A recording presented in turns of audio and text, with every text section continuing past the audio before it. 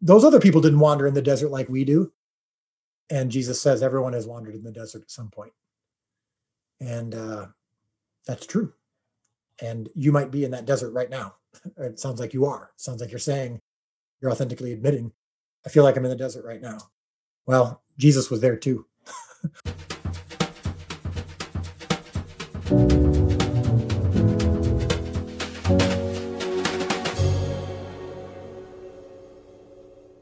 Hello, everybody. Welcome back to the Saints Unscripted podcast. Today we have Dallas Jenkins from The Chosen. Thank you so much for coming on, Dallas.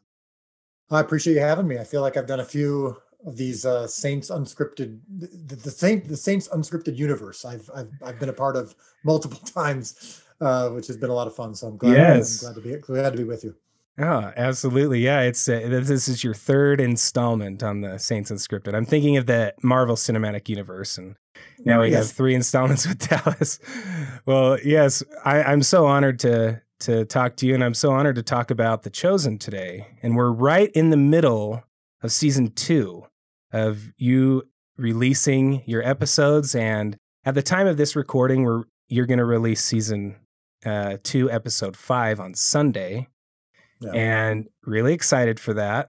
And anyway, I just, in starting to think about this conversation that I was going to have with you, one, I was nervous because of how much I love The Chosen. and it's just so cool to watch. And I feel like as we had a conversation before recording, I had a thought when we were talking a little bit about Jesus, and you told me that some people, or many people, have said that it's almost like a reintroduction to Jesus. And that spoke to my heart so strongly because it has been for me. Now, those of you who are listeners and our viewers know that I've kind of documented this journey of a faith crisis, or now that I'm kind of down the road more, I feel like it's a huge disconnection with God. And maybe God doesn't feel that way, but I feel like I've disconnected with him somewhat. And so maybe we can talk about that. As far as when I started watching The Chosen, it felt like I was meeting Jesus for the first time. And one question I have is like, how did you do that? And two is I know it's impacted a lot of people that way. So maybe you can talk a little bit about that. Yeah, it's really fascinating. I've heard, I'm not exaggerating when I say this, in some form on social media or email or in person, I have read or heard some form of, I feel like I'm getting to know Jesus for the first time or all over again or in a new way, tens of thousands of times. And it's no doubt more than that. I just haven't read it all. But our social media now has millions of followers, and so we get these comments all the time. Every time I check social media just to kind of catch up, I see some form of that comment every time. And when your question is how do we do that? I have two answers to that I think are really important. Number one, I really genuinely believe God has something to say with this show. I'm not claiming spiritual authority. I'm not claiming that I'm inspired. I'm not a prophet. I'm not a pastor. I'm not claiming that I'm speaking for God. But I do believe, I've seen it so many times, that it's become mind-numbingly repetitive. that something that is in the show, something that we felt compelled to say in the show, or I felt compelled to write, came out of nowhere, has specifically brought someone closer to faith, closer to Christ, brought them back to the Bible, over and over and over again. And there's something transcendent happening with this project that has been happening from day one. And so I didn't set out with a specific agenda other than the following. It's very simple. This is what's plastered on our walls for everyone who works on this project. We want to introduce the authentic Jesus to 1 billion people. And I believe that the show is doing that. I believe the show is kind of an unvarnished look at the authentic Jesus. Now, Jonathan Rumi, who plays Jesus, isn't Jesus. The show is not the Bible. But I do believe that we are giving a plausible, authentic portrayal of who Jesus is and what happened when he came to earth, when he was here in the first century in the flesh. So there's that. I believe God has something to say, and I'm just doing my best to steward that. The second thing is, and this is one of the most important things, and I think it's especially relevant coming on your podcast and all the LDS friends that I've gotten to know over the last couple of years from doing this project, and all the conversations I've had with LDS folks, Catholic folks, evangelicals, all stripes, is that this show is focused on Jesus. It is not focused on religion. There is no religious element to this show. There is nothing else in the way between you and Jesus, I believe, because there's nothing in the way between these characters and Jesus. I believe if you can see Jesus through the eyes of those who actually met him, you can be changed and impacted in the same way they were. And you've got a guy like Nicodemus in season 1 who was steeped in religion, steeped in the formality of religion, but he didn't have the personal relationship. You got someone like Mary Magdalene who had left her faith and was demon possessed and was as far from God as you can possibly get. And Jesus met her exactly where she was. And it was one-on-one and it was personal. Simon Peter was focused on the external. He was focused on providing for his family. He was focused on making enough money to survive. And Jesus met him where he was at and said, I don't care about any of that. I just want you. I want your heart. Matthew, the tax collector, had also kind of abandoned his faith, had complete disconnection from God, was focused solely on money, even at the expense of his own people, his own faith. And Jesus met him where he was at and said, I want you, follow me, follow me, not this big thing, follow me. And I believe that there are many people, and I would consider, I've met you before, we've talked very briefly. You and I probably had the equivalent of 10 minutes of conversation. But what I gather from you is that there has been something in the way in between you and God or you and Christ directly. And this isn't exclusive to any one faith tradition. This is true of everybody. Everyone is capable of having something in the way. But sometimes, and this is one of the things that I've learned a lot about the LDS faith in the last couple of years, and I come to believe that I have many brothers and sisters in the LDS faith. I love my LDS brothers and sisters, but I do believe that one of the weaknesses, or one of the potential weaknesses of the LDS faith, is that religion can get in the way. The prophets, the history, the formality of it, it can get in the way. I want to be very clear. I'm not saying that's exclusive to you, to LDS folks. All faith traditions have something that can get in the way. Every person has something that can kind of be a blocker between them and God. But one of the strengths of the show is that it gets rid of all of that. There's everything that happened after Jesus was here, everything that could have happened, whatever, several hundred years ago, within the LDS faith or any tradition, Catholic faith or anything. None of that is discussed in the show. None of that is present in the show. It is about Jesus. And so when you watch this show, it's not a replacement for the Bible, but it does get rid of everything else and just focus you in on Jesus. And it allows you to see Jesus through the eyes of those who actually met him. And I believe that when you do that, when you strip away everything else and you just focus on Jesus, everything changes and you feel that connection to God that I don't believe you can get fully from religion. Now, after you get that connection and after you feel more connected to Christ and after you feel like instead of treating him like a person or a figure on a throne that you have to be granted access to, and you have to speak of him in these awestruck words, and you have to, everything feels more formal. That may end up being where you want to be after you have this connection with Christ. that may be what for a lot of people, that formality is kind of a safety net for them, or it's kind of their preferred method of accessing God, and it is their preferred method of worship. But I don't believe that works as the first way in. I believe you have to first have a personal encounter with the creator of the universe, and you have to personally believe that he wants a relationship directly with you, with nothing else in the way. And hopefully the show is that introduction for some people, that it allows them to face Jesus in some way, face to face, so that the next step doesn't feel quite so disconnected. So that's a very, very long answer to your question, but I'm very passionate about it. And I believe very strongly that the reason that this show is resonating with people like it is because it's stripping away everything outside of what can get in between you and Jesus. And we even do that artistically in the scenes when Jesus is healing someone, or when he's encountering someone, their spiritual death. Everything else kind of disappears. Even audio wise, we tend to try to focus just on the two people. And Jesus often says, look at me.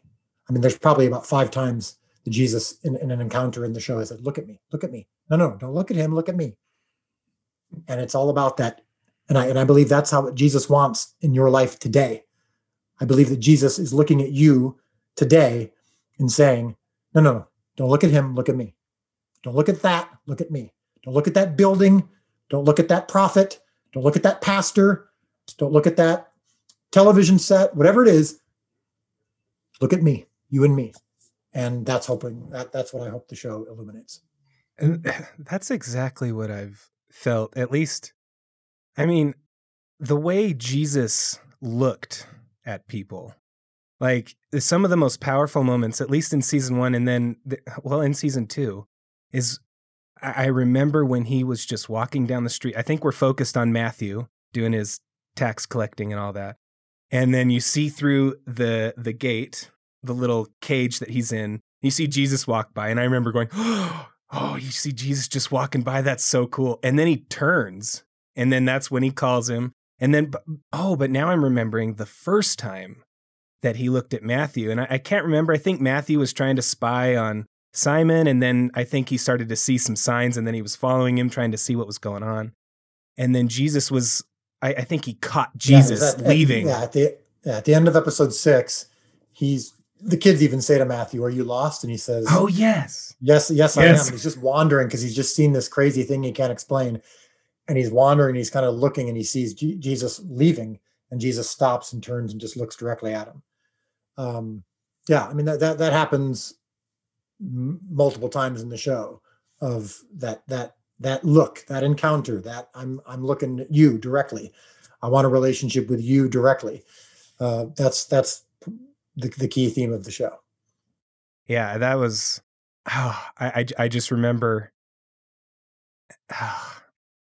how much, for some reason, that it feels, and I think you explained this in your first answer, where you're trying to show Jesus through those that listened to him, that followed him, that were around him.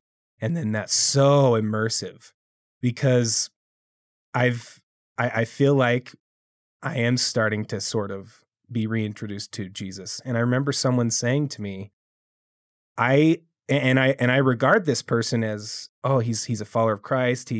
He's he checks all those boxes, at least what I see of being a good disciple of Christ. But he told me, he's like, I don't consider myself a religious person. I consider myself a spiritual person. And that was the first time that I started to separate the religion, right, and I mean, I guess in essence, Jesus. Yeah. And that's the phrase we sometimes say is, I don't believe in religion, I believe in a relationship. And another thing that I like to say, as this is kind of a common evangelical term or phrase, is religion is about man's attempts to reach God, but true Christianity is about God's attempts to reach man. And that came in the form of Jesus. Jesus was, intruded into humanity in the best way possible, and came to earth and dwelt among us as a human. And that wasn't religion. Now, I know it's semantics, and I'm not saying that the term religion is inherently bad. I'm just saying that the practice of religion, the practice of the organized institutional uh, pursuit of God, uh, it can it can be problematic if you're not realizing and focusing on the fact that God is pursuing you, and the relationship must precede the religion. Um, and religion without relationship is empty, and it's nothing but buildings and works and feeling guilty because you didn't do enough, you didn't measure up, you didn't qualify, you're not sure if you fit in because you're not feeling the same thing that it looks like everyone else is feeling. That's religion. That's not relationship. I remember, and by the way, for our listeners and viewers, Dallas makes these The Chosen Reacts videos. And I don't want to put an expectation like, oh, he'll do one every episode, but I think you've done one so far, at least for season 2. And he talks for season about, 2, I've done, for season 2, and I'll do it. I'll do it moving forward as well. Yes, I love those. And there was, I just remember you talking about episode 2 of season 2. And it's about Nathaniel. And I remember that probably was my favorite episode. And I think I remember in The Chosen Reacts, you said, yeah, sorry, nothing huge happened in this episode. Some people seem to drop off, but something really important here happens. And it's one of my favorite scenes, and the beautiful cinematography and the way the set was dressed. But I felt like that was one of the biggest impacts on me, because when Philip brings Nathaniel to Jesus, and I thought it was so funny, Philip was like, oh, you'll accept him right away. I know you will. And Nathaniel's like, what? I haven't even met this guy. I don't know.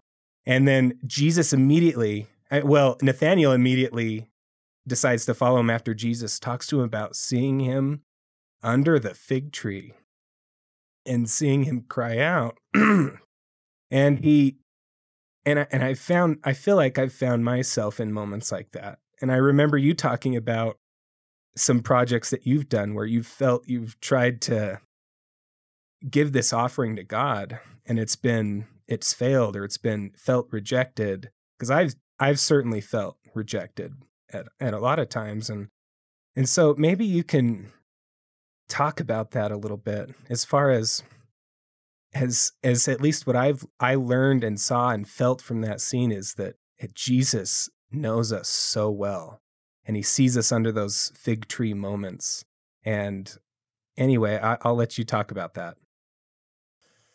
Yeah, so in episode 2, Nathaniel is a new character that we're being introduced to in that episode, and he's an architect, and everything has literally crashed and failed. He's lost everything. And what's confusing to him about it is that what he was doing was actually a godly pursuit. He was trying to design and build synagogues and temples, and that could bring people closer to God, and then it all fails. And he's under a fig tree by himself out in the middle of nowhere, and he's looking up at God, and he's watching his dreams literally burn. He's actually setting his architectural designs on fire. And he says to God, do you see me? Like, that phrase, do you see me, I think is something that almost every human being is asked at some point or another. So when he says that, he doesn't get an answer. He looks at the heavens and he doesn't get an answer. He doesn't hear a voice. It seems silent. And so then when he encounters Jesus at the end of the episode, and Jesus says, I saw you under the fig tree. Nathaniel literally just, it doesn't require much more than that. He doesn't need any more explanation. He's like, you're God, you know me, I'm yours.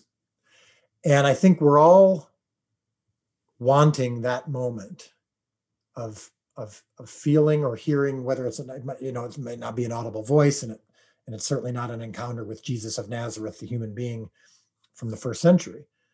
But I think the show is hopefully, for many people, giving them that taste of, I see you, I saw you, I want you. And I've I've felt that. I felt that after one of my biggest career failures. For me, it was in the form of, sitting at my home and my faith-based film, my film that honored God, had completely bombed, and my future was completely unknown. And I was praying and crying, and God pointed me to and my wife to the story of the feeding of the 5,000. I'm not going to tell the entire story here. It's on our YouTube channel. It's not difficult to find, but the most important point was at 4:00 in the morning, I got a Facebook message from someone who was in Romania, and they were walking home, and God laid it on their hearts to tell me, remember, it's not your job to feed the 5,000. It's only to provide the loaves and fish. And they were like, what? Why you want me to say that? They'd known, they had just heard that The Resurrection of Gavin Stone, my feature film, had failed at the box office. And God had put it on his heart to tell me that. So he did. He obeyed. He sent me that message. And in my lowest moment, I get this message from this person out of the blue, and I go, why did you tell me that? That's exactly what God's been trying to show me all day. He's been pointing me to that scripture. I've been reading that scripture, trying to figure out what he has for me. And then you just told me, how did you know that? And he's like, oh, that wasn't me. God told me to tell you that. And I think all of us have that moment in some form. I don't know exactly what it looks like for you or for anyone else, but that moment of, I see you. Everything's different after that point. And I think it then hopefully results in, when you pray, you're praying to someone who sees you and loves you and wants a personal relationship with you and doesn't want anything or anyone in the way of all that. That's what episode 2 was. And it didn't have like it said, it didn't have a big miracle. It wasn't an action-packed episode, but for me, it was kind of cool just to hear from lots of people who, like you said, that's my favorite episode, or that's the episode that impacted me the most. And I'm like, oh, that's great, because I don't think that when we look back on episode 2 of season 2, we'll see it as the most memorable or the biggest, but for a lot of people, it was the most impactful. That's funny. I had a funny thought. I was like, oh, by me saying that's my favorite episode, I'm exposing myself. Oh, this guy's got a problem with being seen by God. Look, I'm public. I've publicly said that episode is in many ways missed based on my experience. I mean, and I told the actor that when he was in that moment of, do you see me? I'm like, this is me. We actually based some of his storyline on my experience. It was my co-writer's idea to do that. But yeah, there's something that's great about your podcast. I mean, and this is one of the core essences of The Chosen, is authenticity. It does you no good. And I believe a lot of damage has been done by Christians of all faith traditions not sharing publicly or privately the fact that they are struggling and that they don't feel seen by God. They feel disconnected. I think that when you say that, there's a host of people who go, oh my goodness, me too. Like, thank you for sharing that. So let's go through this together. Let's find it. And I think God loves that. I think God sometimes says, yeah, man, you are hurting people when you pretend that you're not facing this disconnect. So I think it's beautiful that you can admit, or that you can say publicly, episode 2 reached me because I was where Nathaniel was at, or I still am. I feel like I'm still under the fig tree right now. I think that's a great place to be. It's desperate, and it's longing, and it's what God, all revival, all moments of rebirth, all moments of true passionate connection and life change are preceded by a crisis, or preceded by desperation or longing. The hunger that necessitated the miracle of the feeding of the 5,000, I believe Jesus actually, it was his fault. He's the one who'd been talking for 3 days. He knew exactly what was needed to get them to that place. When the disciples came and said, these people are so hungry, we need to send them home, he said, we can't send them home. They're going to faint. That's how hungry they are. He knew exactly what the problem was. I believe he got them to that place. He got them to that hunger, that desperation on purpose, so that the only thing left was a miracle. And if you're in that place now, that's a great place to be, because God, I think God loves it when you're there, when you're desperate. And like Nathaniel, you're actually ripping your clothes and you're going, please, please, do you see me? Do you see me? You'll get your answer. It might not be that moment, but it will come. And if you maintain that place of surrender, it's a beautiful, beautiful place to be. Yeah, part of me doesn't like to hear that. It's a beautiful place to be, suffering and under that fig tree. But thank you for that. I just love that episode so much, and I love your experience in that, and I love, I'm not sure if I love suffering or being under that fig tree, but I love the hope and the thought of, okay, I might have that moment where I felt seen. And because you said I may not be there yet, and I still don't feel like I'm quite there yet. But maybe God's like, come on, this morning even, I gave you a great sign. You should have seen me there, or you should have seen me there. But hopefully someday I can recognize that, or maybe someday I will receive that. Who knows? Well, no, I believe that place of desperation and longing, and if you want to call it suffering, that too, is if it's an authentic place, and if you are seeking God and seeking a relationship with Christ in that moment, that's a far better place to be than sitting in church on the weekend and going through the motions and trying to convince others and even yourself that everything is okay. I believe that the people who are trapped in that routine are actually much farther from a personal relationship with God than the person who is under the fig tree saying, I need you. I want to see you. Please reveal yourself to me. That's far closer to where God is showing up than when you're inauthentically trying to just make everything okay. I mean, just look through the scriptures. I mean, just read the Old Testament, read Paul's letters in the New Testament. Read the Psalms for sure. I mean, some of the heroes of our faith. In fact, I can't think of a hero of our faith who didn't experience a long period of wilderness. My wife's, we wrote a devotional book, based on The Chosen, for seasons 1 and 2. It's called The Chosen: 40 Days with Jesus. And this isn't a plug. I really would encourage you to read that, because even the title, as I say it, makes me think this is right for you. But it's called 40 Days with Jesus, and each devotional is a kind of a deeper exploration into some of the stories from the show. But there's actually a chapter, a devotional called Wilderness, and it's about the fact that the wilderness is where we oftentimes need to go. Jesus went there for 40 days.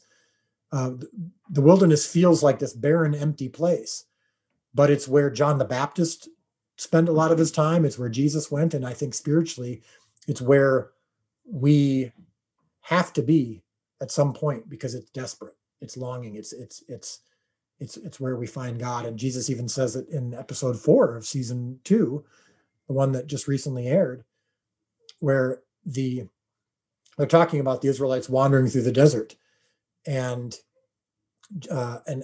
how that's somewhat and they're making it just about the Jews, and they're saying, why is the prophecies talk about this feast being celebrated by everybody, but those other people didn't wander in the desert like we do. And Jesus says everyone has wandered in the desert at some point, and that's true. And you might be in that desert right now. It sounds like you are. It sounds like you're saying, you're authentically admitting, I feel like I'm in the desert right now. Well, Jesus was there too. So that's where you've got to embrace it. You got to lean into it and go, all right, I'm in the wilderness, and this is where I am going to lay myself out and know you more. That desert. I mean, I'm in the desert. What do I do? And I love how you said, lean into it, embrace it. And being under that fig tree, authentically trying to reach out to God, knowing that, or feeling this disconnect, rather than being in church inauthentically, or wherever you are religiously or spiritually, and trying to inauthentically declare this. I mean, I felt like I probably did that for years. Well, and I think some people too, and this is true of me, anytime you're feeling a disconnect, and I've felt that many times in my life, there's usually some more than one thing that's in the way. Sometimes it's unconfessed sin. I mean, for me, I remember there was a period of 3 years, maybe 4 years, and it wasn't that long ago, where I had lied to my father and to a friend of my father's about something. The details don't matter. But I had lied. And it didn't seem to be all that important. And I tried to just ignore it. And I'm telling you, for the next 3 years, every time I prayed, every time I worshiped, every time I had any kind of what was supposed to be a spiritual encounter with God, that lie glitched, was in my head every time. And I tried to even justify it by saying, well, that's just Satan, that's just the enemy trying to mess with me. And finally, after 3 years, I told someone else, and I said, you got to hold me accountable. And if I don't talk to my dad and confess it, this next week, you're going to talk to him. And here's his number. But I put myself in a position where I had to do it. And I did it. And I apologized to my dad and to the other friend. And of course they forgave me. And it was like everything cleared up. So a lot of times there's an unconfessed sin. For some people, it's pornography. For some people, it's idolatry of some kind. For some people, it's, pride, whatever it is. But a lot of times there's something there that maybe you've tried to ignore, that, and sometimes you just have to pray for that. What is it that I have not reconciled? But then for others, it's not even that clean. Sometimes it's just, what am I putting in front of you? What in my day-to-day life is more important to me than you are? And if I need to get rid of that altogether, even if it's painful, then I'm willing to do that if it means having a more personal relationship with you. And I encourage you, because I'm preaching to myself as well right now. I encourage you, or anyone who's listening, of course, to do that, to get rid of that thing that you care about more than God, because if not, eventually God will get rid of it for you, and it's really painful. So for me, I haven't hid this fact that I struggled with pornography off and on for a period of time, and eventually it was exposed because I didn't do the work to stop it, or I didn't do the work to rid myself of it. Eventually it was exposed in the most painful way possible. And man, did I wish I would have taken care of it before that point. I mean, I have a close friend who was an athlete. His whole life was around sports. It was his obsession. It was his idol. He loved God. He loved Jesus, but sports was his thing. And eventually God, over time, he ended up getting, I'm blanking on the term, but it's where it's the Lou Gehrig's disease, but I don't even think it's that. He started to lose function in his legs, and now he walks with a pronounced limp, and he can't play sports anymore. And he believes that was not an angry God or anything like that punishing him. He just believes like God will get my attention some way. And so there's usually something in the way that we've put there, or that we're not getting rid of, that's between us and God. And it's very rarely, if ever, well, let me reword this. Don't ever convince yourself that it's because you're not good enough. Because the answer is you aren't good enough. Meaning the fact that you're not good enough isn't what's keeping you from God. None of us are good enough.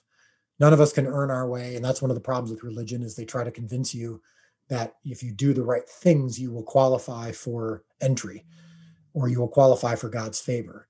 And I believe the message of the Gospels is there's nothing you can do. You're not capable.